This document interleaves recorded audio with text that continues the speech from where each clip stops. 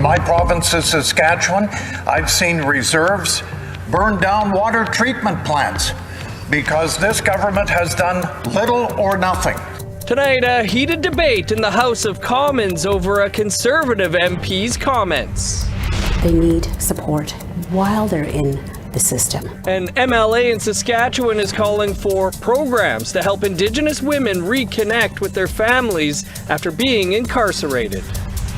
And a new report out of the North on how to deal with natural disasters.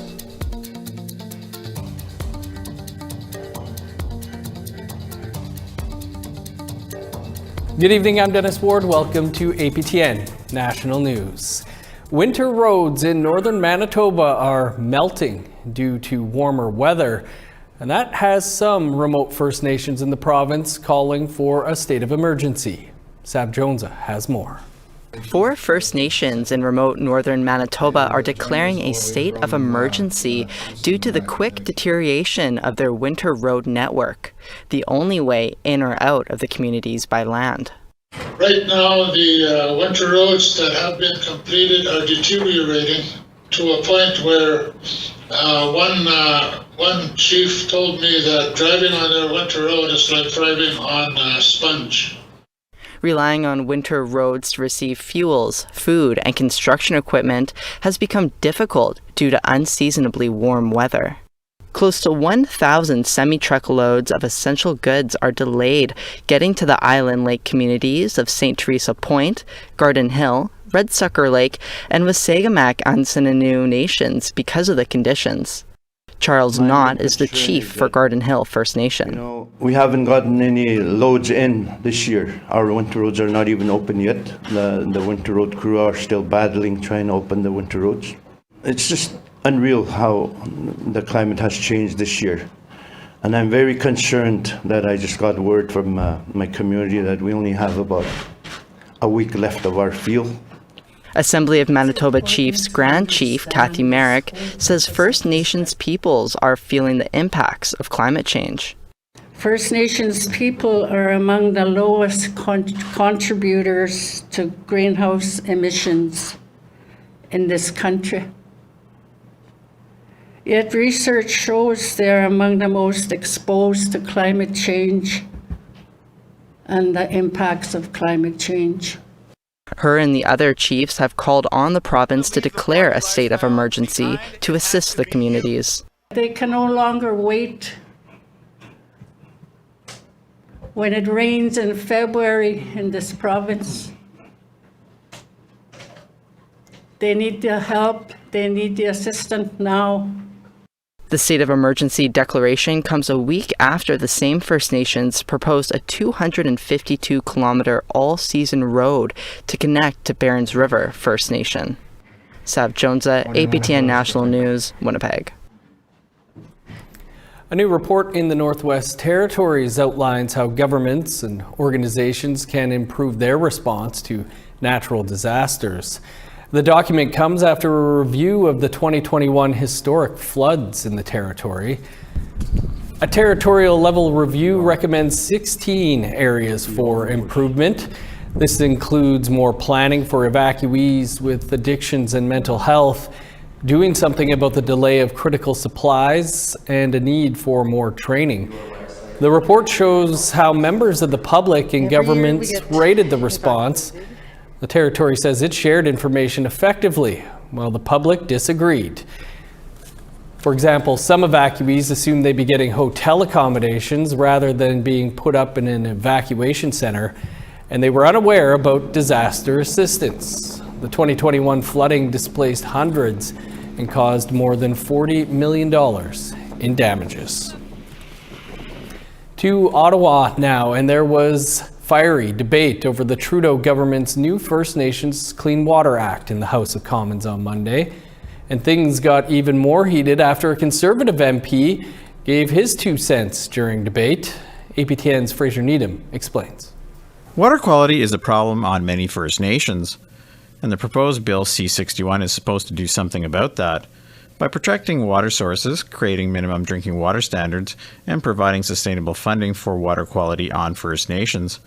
During debate in Parliament on Monday, Saskatoon Conservative MP Kevin Waugh had this to say. You know, the previous Conservative government left 8.5 years ago. We still have over 100 water advisories on First Nations. In my province of Saskatchewan, I've seen reserves burn down water treatment plants because this government has done little or nothing. Waugh went on further. The other thing, Madam Speaker, is these water treatment plants need education, and they need people on reserve to operate the water treatment plants. And that's part of the problem that we've seen with this government the last 8.5 years. Indigenous Services Minister Patty Haidu responded. Well, Madam Speaker, trust a Conservative member to blame First Nations people for burning down their own water treatment plants and not being smart enough to be able to understand how to operate those plants. That's the kind of paternalism, Madam Speaker, that led to 105 long-term boil water advisories. They just weren't worth investing in, I guess. The Liberals have been criticized for failing to live up to a 2015 commitment to eliminate all long-term drinking water advisories on First Nations by 2021. According to the Indigenous Services Canada website, there were 28 long-term drinking water advisories in place on First Nations as of January 19th of this year. 5 of these were in Saskatchewan. Bill C-61, which was introduced just before Christmas, is supposed to bring the government closer to meeting this commitment. But Haidu continued to take issue with Waugh's comments in particular on Tuesday. Well, the implication that people would burn water treatment plants out of spite, out of anger at the government, out of a sense of, wanton destruction, I think, came through loud and clear in his comments. And I will just say that we see acts of arson in non-Indigenous communities as well. So there is a stereotype that somehow Indigenous people don't take care of the equipment or their housing or their community infrastructure. And that is a long-standing, very harmful and hurtful stereotype. APTN News reached out to Kevin Waugh's office, asking him to provide clarity for his comments from the previous day, but did not hear back by airtime. Fraser Needham, APTN National News, Ottawa. Indigenous knowledge is a topic being discussed on Parliament Hill. The Standing Committee on Science and Research is looking at how to integrate it into government policy. The intent is to help resolve ongoing conflicts between the two systems. The committee heard from 5 witnesses today, including Lindsay Heller, who is an Indigenous fellow from Simon Fraser University. Liberal MP Helena Jazik asked Heller to give some examples of how Indigenous knowledge has been incorporated into research which has had a lasting effect. There are a number of actively used therapeutics and anti-cancer medicines that were discovered, and I'm using air quotes for those that are sight impaired, by Western scientists, but were directed to those researchers by Indigenous people as plants. Pacific Yew, for example. The Nunavut municipality of Pangertung has entered into a partnership with Jordan's Principle under Indigenous Services to assist Inuit families with food supports. The municipality made the announcement earlier this week, saying they have secured $5.4 million to launch a food voucher program for Inuit families with children up to 18 years old. It's designed to support purchases of food, baby formula, and diapers. According to the Arctic Children and Youth Foundation, Inuit families are increasingly relying on programs like the Inuit Child First Initiative or Jordan's Principle for food. We've reached out to the municipality of Pangertung but did not receive comment prior to airtime. New funding from the federal government has been announced to try and tackle rent affordability and rising grocery prices. Canada's Deputy Prime Minister Chrystia Freeland announcing about $99 million to top up the Canada Housing Benefit, and Industry Minister François-Philippe Champagne announcing $5 million to investigate grocery price inflation. On housing, the Trudeau government is providing more money to help low-income Canadians who rent their homes. The benefit was set up in 2022 and has given out about $400 million in rent support to more than 800,000 people. Here's more from Friedland today. This benefit helps make rent affordable by delivering rent support payments directly to Canadians. The Canada Housing Benefit was launched in 2020 and has helped many Canadians since then. And today's announcement means that by 2027-2028, this benefit will have helped make rent more affordable for over 300,000 low-income households. The government also announced $100 million in emergency winter funding to increase access to shelter spaces across Canada. The money will help shelters in 85 communities expand, offer more services, and provide more warming spaces and meals. The federal government is also investing $5 million to help investigate rising grocery prices. The money will support 6 consumer advocacy groups who will be tasked with looking into inflation and harmful business practices. Projects that they will be undertaking are going to be all on grocery affordability. And they will tackle things, and I've been on this podium talking to you about 2 things that really concern me about shrinkflation and skimflation. You know, how can we've seen that, and this is more and more prevalent in the marketplace.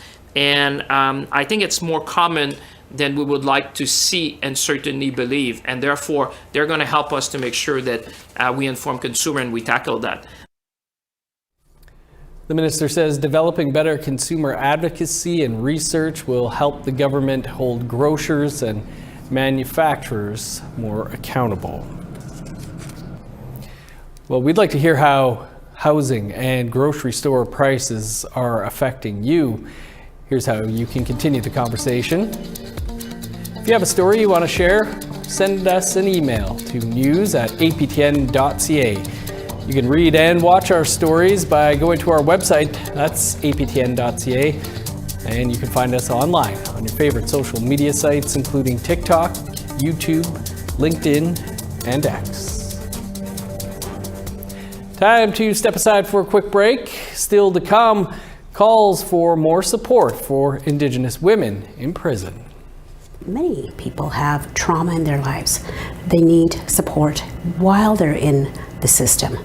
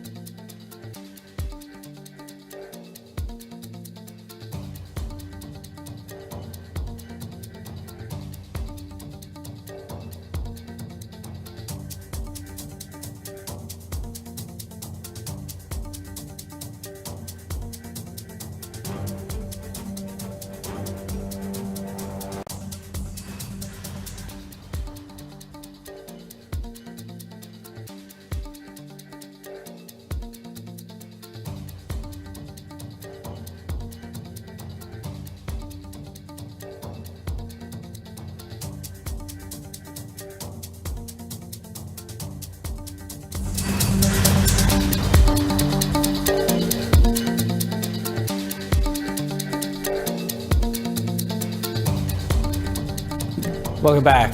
Saskatchewan is no stranger to the overrepresentation of Indigenous women in federal prison. However, the Saskatchewan NDP's opposition critic says more should be done with reconnecting these women with their families. Reporter Rachel May has more. When it comes to incarcerated women, many have family at home. Opposition critic for First Nations and Métis Relations Betty Nippy Albright is calling for programs that focus on family reunification prior to women being released. She's also calling for programs that address the problems that these women are facing. There needs to be supports for healing because many of our Indigenous women, many people have trauma in their lives. They need support while they're in the system. Nippy Albright says that the province keeps talking about the programs they have, but not about where they can improve. We don't evaluate. So the current programs that are in, I would be wondering, how successful are they? How effective are they? Are they working with community organizations to start that bridging program? At the time of release, Nippy Albright says that many women are left without jobs and no way of accessing income assistance to support their families. She's calling for collaboration between staff and the institutions, as well as community organizations that help women succeed when they're released. Navigators is what we need to help them to be successful. Rachel May, APTN National News, Saskatoon. RCMP in Manitoba and the Canadian Border Services Agency recently announced the largest narcotic seizure in history on the prairies. RCMP say the $50 million meth bust was the equivalent to 4 million doses. But busts like this could have unintended consequences. For more on that, we're joined by Vinnie Lilly, who himself is a former addict and gang member and is now a motivational speaker, author, and member of the Downtown Community Safety Partnership in Winnipeg. Vinnie, appreciate you taking some time for us here. On the surface, you know, a $50 million drug seizure sounds like great news, but we know that there can be some unintended consequences. What came to your mind when you heard about this latest bust? Well, I mean, obviously, it can definitely have its major benefits in order for them to make the seizure. But yeah, I work the front lines and stuff in the shelters and on the streets and stuff, so I can kind of see a lot of the other effects that it might have when it comes to a seizure, especially with that size. Like you mentioned, you work directly with some of the most vulnerable and people who have addictions issues in Winnipeg. What would be some of the concerns about huge meth bust like this? Well, I mean, speaking from firsthand knowledge, I know for a fact that even for me, when it came to my addiction, I'm like, you know, like I had my drug of choice, and when that drug of choice wasn't around, I ended up switching to whatever it was that was around. And so a lot of the time that when that happens is that's what the addicts do, is that they switch to another drug if they don't have another drug to get high off of. So then that's what's happening when there's no meth. These people are switching to other drugs, and then what happens is now one of the main drugs that's taking over is the heroin and the down, and so then they end up switching to that. And then obviously, I know that meth is a really bad drug, and it really does affect you mentally quite a bit. But I don't believe that you can overdose or die from it unless it's mixed with something else. So then what happens is when they switch to the other drug, which is like heroin or down, there's a lot more opportunity for them to overdose and to die. When these big busts happen, Vinnie, and this one, the RCMP says will likely have an impact not just on Manitoba, but Western Canada, parts of Ontario. Well, what do you think could be done to alleviate some of these unintended consequences? Well, I guess it's a sad reality that there really isn't much that can really be done, because the truth of the matter is that when this kind of size of seizure happens, the suicide rate will go up, the crime rate will go up, the overdose rate will go up, and so it's really hard to even reach these people even on a one-to-one basis. And so that's the sad reality, is that there really isn't much that can be done. And then the people who are involved in the addictions, they have to really feel the consequences of what it is that comes with the lacking of the drug. Vinny, it's only been about a week since the bust was announced, but what are you seeing out on the streets here in Winnipeg? It's, I mean, honestly, the people who are affected by this, who are involved in the addiction, they already have enough struggles as it is on their own, especially if they're involved in being homeless. It's just crazy. But then I'm seeing that people are talking and they know the effects that's going to happen, and they see it because they're not being able to find what they need. And so what happens is they're already living their lives in survival mode, and to elevate that anymore is just causing them to be in more of a heightened state of survival mode, which then just causes more intense critical thinking that's just not logical, and then that just really affects their behavior. And so the behavior that I see is very uncontrollable and erratic as it is when it comes to the heightened emotions, but then when you throw all that on top of that again, it just gets so much more deeper and more intense. Vinny, we'll leave it there, but appreciate you sharing some of your experiences with us. Thank you very much for having me. And for more with Vinny Lilly, a reminder, he was a guest on Face to Face last season and detailed his journey from the streets to incarceration to now helping the city's most vulnerable. You can find that episode over on our website, aptnnews.ca. Well, after the break, we'll have a preview of tonight's episode of Face to Face. Stick around.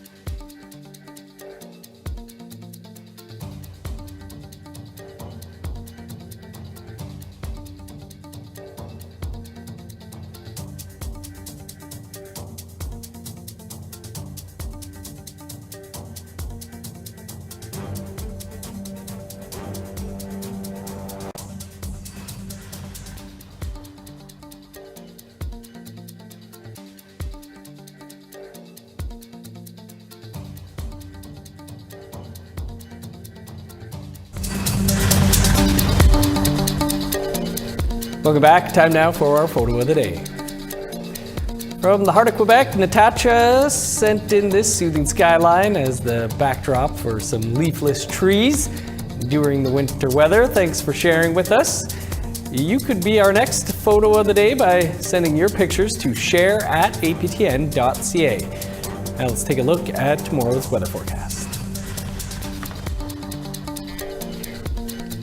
Starting on the East Coast, cloudy and +2 for Halifax, 0 in Fredericton. 18 below with snow in Kuujjuaq, flurries and 6 below for Nain.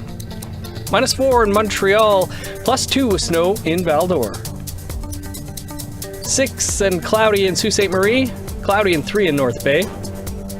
+2 under cloudy skies in Thunder Bay, 3 above in Sioux Lookout. -5 with snow in God's Lake, 3 below and snow in Norway House. Cloudy and +2 in Winnipeg, 1 with snow in Dauphin. 0 with snow in Regina, -1 with snow in Saskatoon. -5 with snow in Meadow Lake, 13 below and snow in Stony Rapids. In northern Alberta, -9 in High Level, cloudy and -6 in Grand Prairie. 5 below with snow in Edmonton, -6 in Lethbridge. 7 for Vancouver and Victoria, snow in 3 in Kamloops.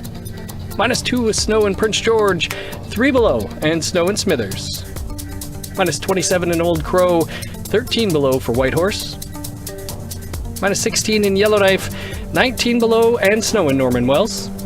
-19 with snow in Sax Harbor, 21 below in Pawlatuck. -29 for Chesterfield and Cambridge Bay. 27 below in Resolute, -32 in Joe Haven.